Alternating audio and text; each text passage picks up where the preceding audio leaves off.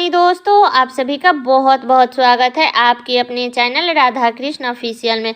उम्मीद करती हूँ आप लोग बहुत अच्छे होंगे। तो ये बताने के लिए कमेंट बॉक्स में ओम नमः शिवाय जरूर लिखिएगा। तो चलिए दोस्तों, आज हम इस वीडियो में प्रदोष व्रत की कथा सुनेंगे, जो कि 22 मार्च को प्रदोष व्रत किया जाएगा। और इस व्रत में भगवान शिव और माता पार्वती के साथ साथ उनके पूरे परिवार की भी पूजा की जाती है। यह व्रत शुक्रवार को पड़ा है, तो यह शुक्र प्रदोष व्रत कहलाता है। शुक्रवार के दिन शुभ योग में प्रदोष व्रत का पूजा करने से भगवान शिव के साथ साथ माँ लक्ष्मी का भी आशीर्वाद मिलता है। तो आइए आपको बताते हैं कि शुक्र प्रदोष व्रत की कथा और आप लोगों को सुनाते हैं, जिसको पढ़ने से या सुनने से आपकी व्रत पूर्ण होता है और आपकी सभी मनोकामनाएं भी पूर्ण होती है। इसीलिए कथा को पूरा जरूर सुनिएगा। चलिए कथा को शुरू करती हूँ। सूत जी बोले कि प्राचीन काल की बात है, एक नगर में 3 मित्र रहते थे। तीनों में बड़ी ही घनिष्ठता मित्रता थी। उसमें से एक राजा का पुत्र था, दूसरा ब्राह्मण का पुत्र था, तीसरा एक सेठ का पुत्र था।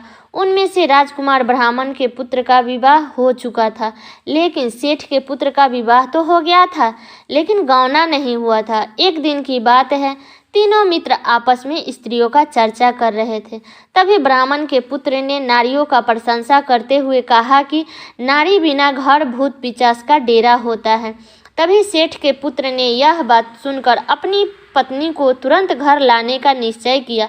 तब सेठ के पुत्र अपने घर गया और अपने माता पिता से अपना निर्णय बताया। तब उसके माता पिता ने कहा कि बेटा, शुक्र देवता डूबे हुए हैं। इन दिनों में बहू बेटियों को उनके घर से विदा करा के लाना शुभ नहीं होता है।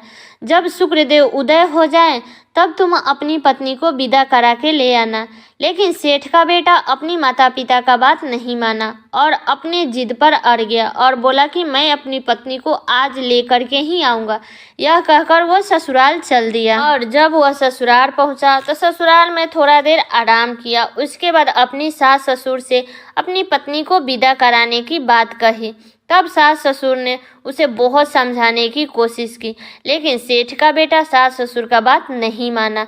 तो अंत में उसके सास ससुर ने विवश होकर के अपनी कन्या को विदा किया।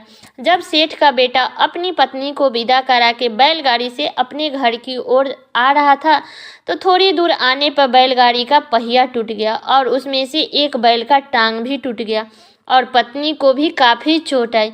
तब सेठ के पुत्र थोड़ी दूर और आगे चला, तभी उसको डाकुओं ने घेर लिया और उसके सारा धन धान्य लूट लिया। तब सेठ का पुत्र रोते पिटते अपनी पत्नी के साथ घर पहुंचा। घर पहुंचते ही सेठ के पुत्र को सांप ने डस लिया। तब सेठ ने वैद्य जी को बुलवा करके लाया, तो वैद्य जी ने सांप का काटा हुआ ठीक कर दिए, लेकिन सेठ जी को बोले कि आपका पुत्र 3 दिन में मर जाएगा। तभी इस बात का पता ब्राह्मण के पुत्र को लगा। तब ब्राह्मण का लड़का सेठ से बोला, आप अपने लड़के को पत्नी सहित पत्नी के मायके भेज दो। यह सब बधाई इसी कारण से आई है, क्योंकि आपका पुत्र शुक्र ग्रस्त में पत्नी को विदा करा के लाया है। यदि आप उसे वहां भेज देते हैं और यह वहां पहुंच जाएगा तो ये बच जाएगा। सेठ के वो ब्राह्मण के पुत्र की बात जच गई और वह अपने पुत्र और पुत्र वधू के मायके भेज दिया।